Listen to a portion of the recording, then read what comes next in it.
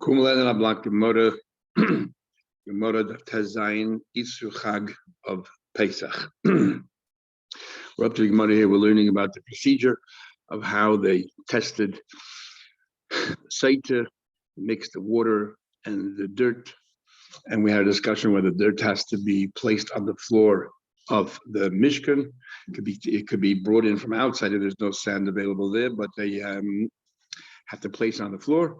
Or like Isa ben Yehuda said, no, you don't have to place it on the floor at all. You can bring it from outside. And the pasuk Karka, it should tell you that any structure, any Beis Hamikdash, any of the Mishkanos later on, and the Beis Hamikdash also have the laws of Sotah. So up to the Gemara here, of Tezayin Amud Aleph, 5 lines from the top of the page. Ibailu, now we have a question. Ain Sham Offer. What happens if there is no sand? Mawish Yitin Eifet. Can you use ashes as a replacement for sand? In other words, are ashes good enough? Now, we already have an argument between Beis Hillel and Beis Shammai when it comes to the mitzvah of Kitzei Adam, whether you can use ashes or not, whether ashes is considered sand. Beis Shammai like to boilach. So according to Beis Shammai, there's absolutely no discussion at all. They say that we don't find any way that ashes is referred to as sand. A question according to Beis Hillel that says that we do find that you could use that sometimes ashes are referred to as sand, and he says you can use that for Kitzei Adam. So therefore the question is, over here, what's the din here? By Sotah. Offer. Even though the Torah says it refers to it as sand, it says the karka mishkan, the ground of the mishkan, which is superfluous, because we already know about Ashayir, you don't have to dig as long as there's sand available. So we therefore think it comes to be my dafka sand and not ashes, even though the sand can normally include ashes, but not in this case over here. We were saying it has to be similar to the ground. Or nay, Bekarka Mishkan is not superfluous at all. So either he's a teacher, Kedisa ben Yehuda, either is coming teacher Isa ben Yehuda, a teacher that not only is not only limited to the Mishkan and the Midbar, but also to the other Mishkans and also the Beis Hamikdash, as well as the laws of Sotah apply. Or like Isa ben Menachem, which is that you can bring sand from outside, but you have to place it on the floor of the Mishkan first, Huda Asi, and not to exclude ashes. First, we're coming in. I'm going to be Bishmol.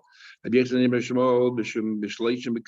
places, halacha ikeves mikra. 3 places we have a pasuk which seems to lend itself to interpret in one way, comes along Sinai and overrules it or overrides it. For example, the Torah says that when it comes to Kitzei Adam, it should be sand. And the halacha comes along and says you can use anything that grows and cover the sand with. Even crushed brick.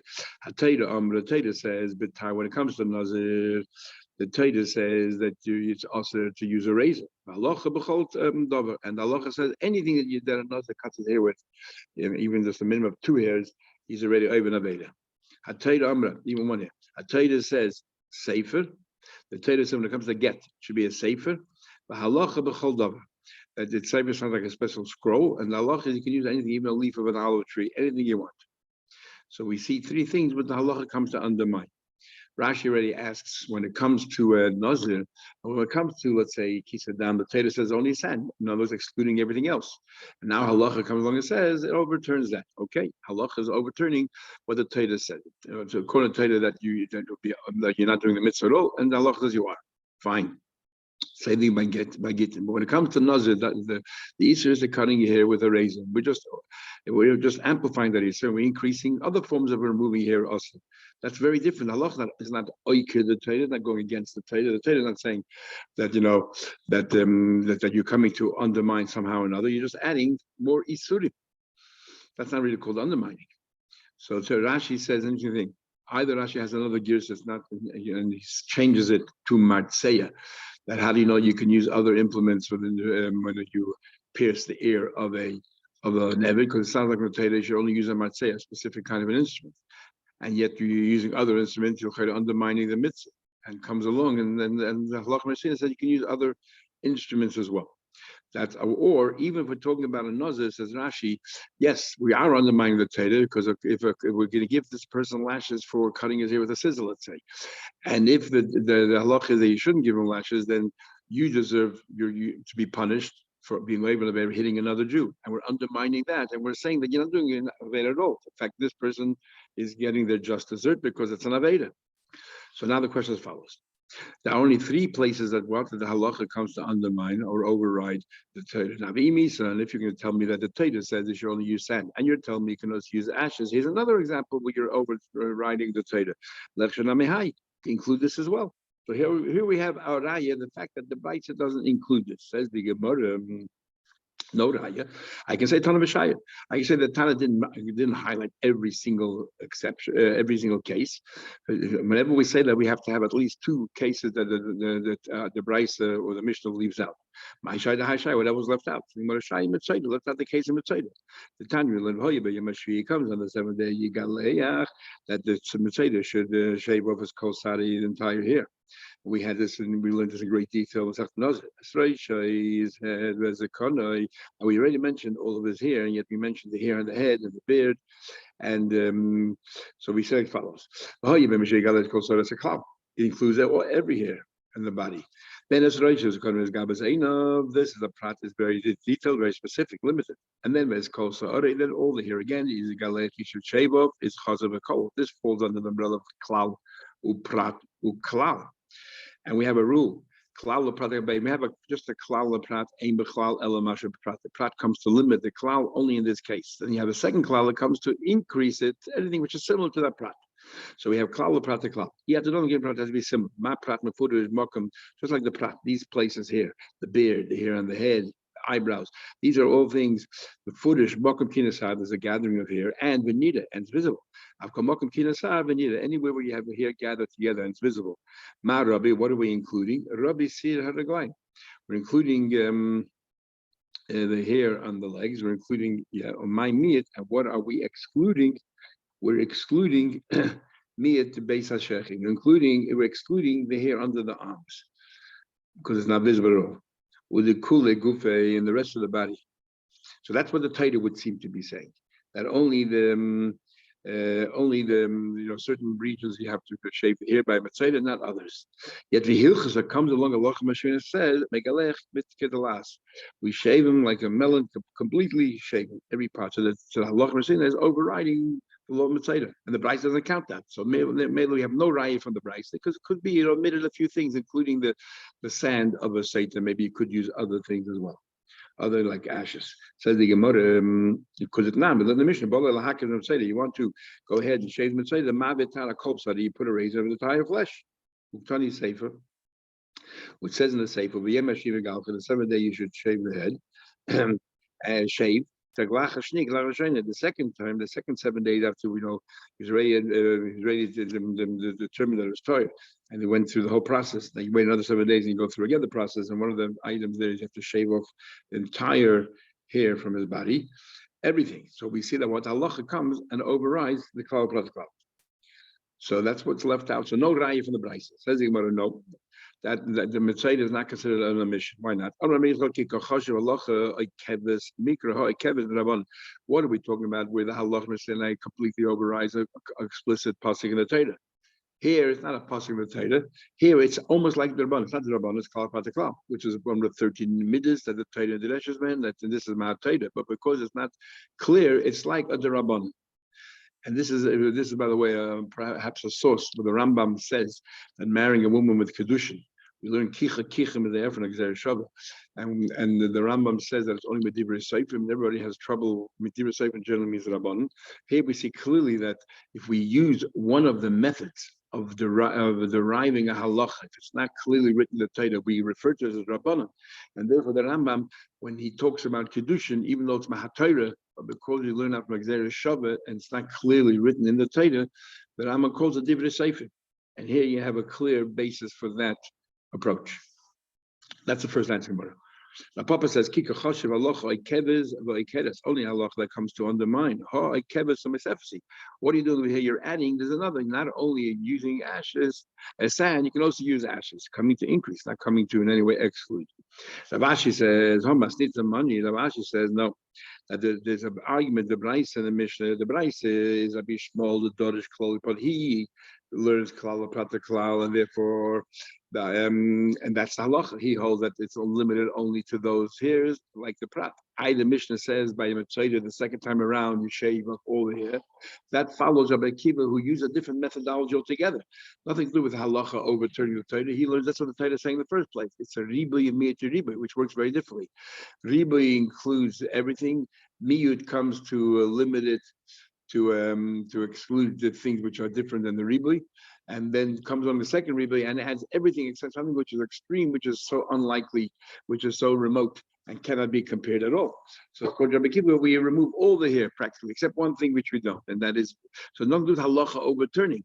So again, it's not considered an omission, because according to Rabbi Shmuel, halacha taki is that you don't shave off all the hair. According to Rabbi Kippur, we derive that in itself from the riba miyat riba. What's Rabbi Kiva? Rabbi Kiva follows his teacher Nochem Ish Gamzu, who uses this methodology of riba miyat riba. Rabbi Kiva the Torah riba miyat riba. Tanya l'b'hoy b'mishvi galei kosar riba. That's a riba, and all inclusive. As roishav as a kind of as gabazayin of as a miyat comes to exclude and limit it to like a klal prat, similar to the prat. Then, as kol sare yigalech, all the entire hair should remove chazav riba, which by riba everything except one thing, which is remote, which is very which is totally incomparable. Riba hakol includes everything. My riba the kula gufa, every hair of the body has to be removed. And my miyat, what's in my miyat tzir shebatecha chaytin, the hair inside the nostrils, which is completely different than the rest of the body, and that is the only thing that's excluded. That the nazir doesn't have, that the material doesn't have to remove. So what are my hobby laws? So we have two ways of approaching it.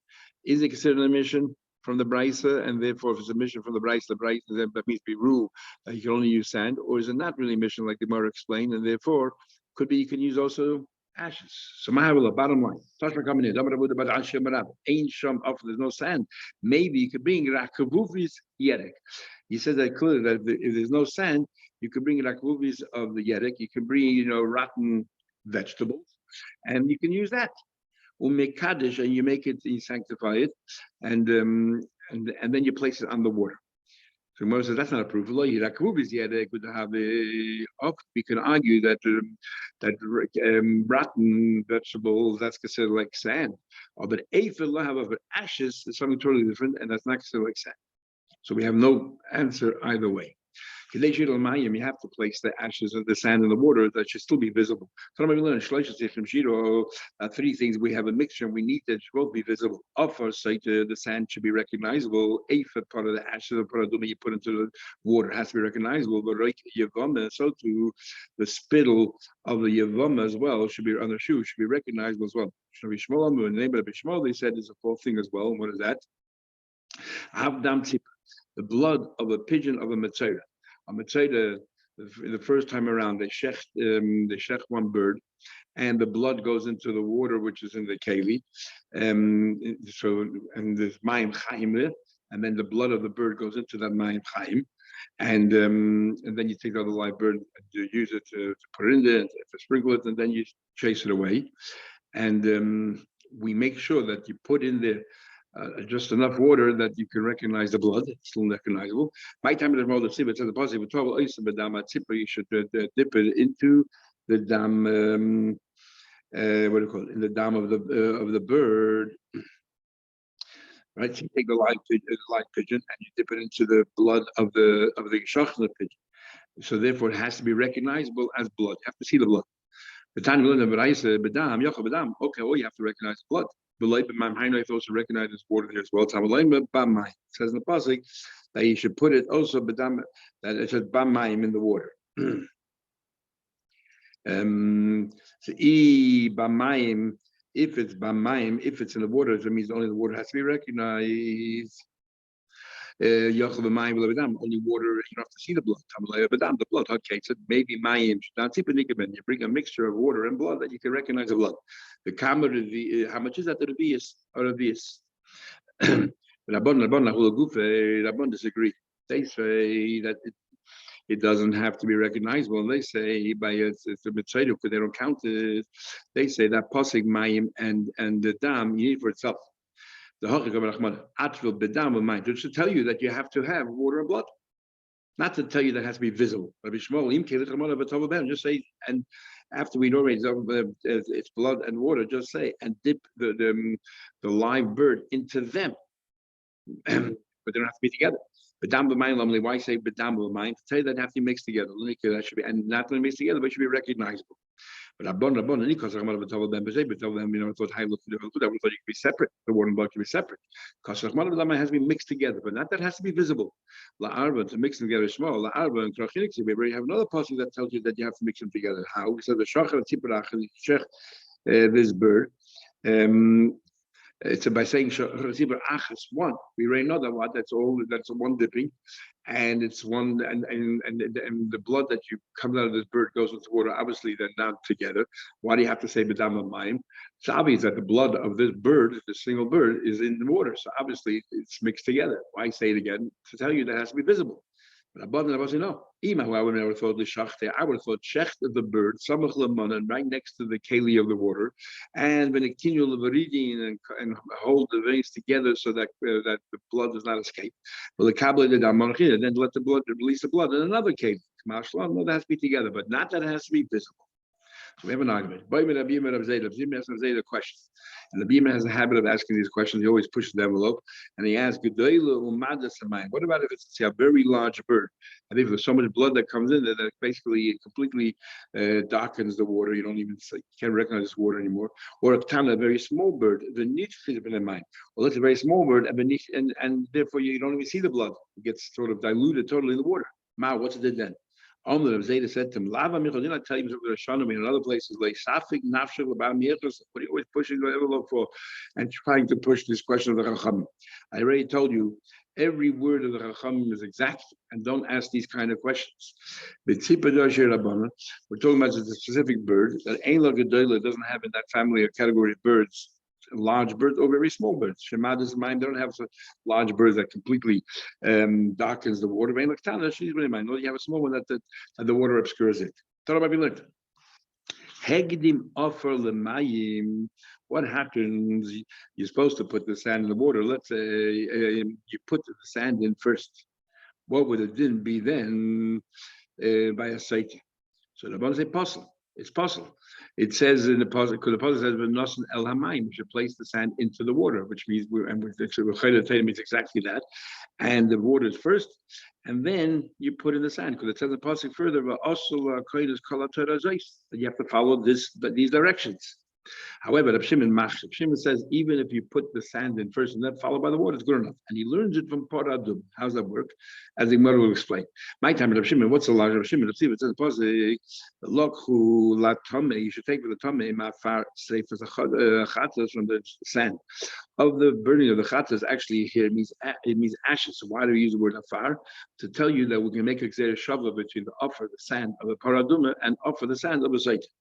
And Vitanya, we learn, and that pasuk it says there, you should place on it mayim chayim el keli. When you say place it olav on it, means the sand is there first, the ashes is there first. Have ashes, and then olav you place on it water. But then the pasuk says mayim chayim, you place the water el keli, directly touching the keli, which means the ashes are not there. This is a bit of a problem. How do we understand the pasuk?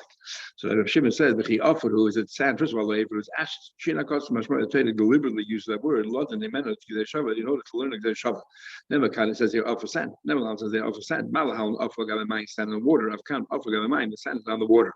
So first you put in the water, just like that by Sotah. First you put in the water, and then you put in the sand. So over here by Paradum, because it's not so clear, first put in the water. And then, as it says in the second part of the pasuk, Mayim Chaim El Keli, and then you put the ashes on top of that. Umakan, and just like by Paraduma, Hegdim Aful Mayim, if you put the ashes in first, kosher is kosher, as the pasuk says, Nosan Olav Mayim. You place on the ashes, so ashes coming first. Is Aful Halam, so true by Sotah, Hegdim Aful Mayim. You put the sand in first, kosher is kosher. Says the Gemara of Hasim known how do you tackle a Paraduma is good enough. Today, correct. See, we have two psukim. See, even one pasuk says, V'nosan Olav. You should place them on it, place the water, mayim chayim. In other words, the ashes there first. Alma efi, but they should ashes there first. See, then it says in the pasuk further in that same pasuk, mayim chayim, but keli, the water should go directly into the keli. Alma mayim, but the water is first. Okay, so how does it work? Rotza zenoisen, rotza zenoisen. You have a choice to do whichever one you want first. But rabbanon, so therefore he holds you can do either one. Ashes first or the water first. So the same thing by Sotah. You could, if you reverse the order, it's good enough. Good enough.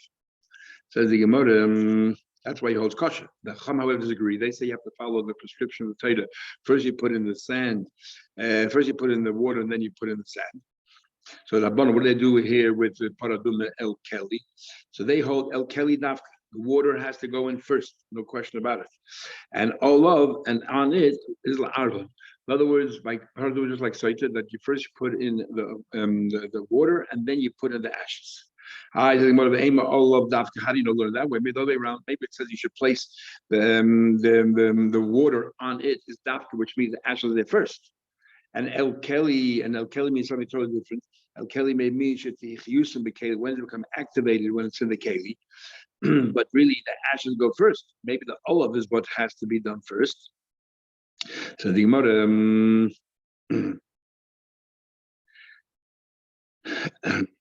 and it means also you should take, after you put the ashes in the keli, go ahead and go get spring water with this keli. Don't get spring water, collect spring water from another keli and then pour it into here. So that's what it means. But really, the ashes come first. The Gemara, what do we find by sight? The water goes in first, but it's the sand that activates the whole thing, that does the inspection by this woman. So the machshir is above. Avkan here too by paraduma, machshir l'mayla. So by machshir also, and saying by a bird by a mitzvah. The machshir is l'mayla, the blood. So here too also. It's the ashes which is the machshir. It goes on top, and the water goes first and goes on top. But you cannot change the order. According to Chamim, according to Shimon, he dashes on Sukkim, you could change the order. We'll stop over here. Have a good day.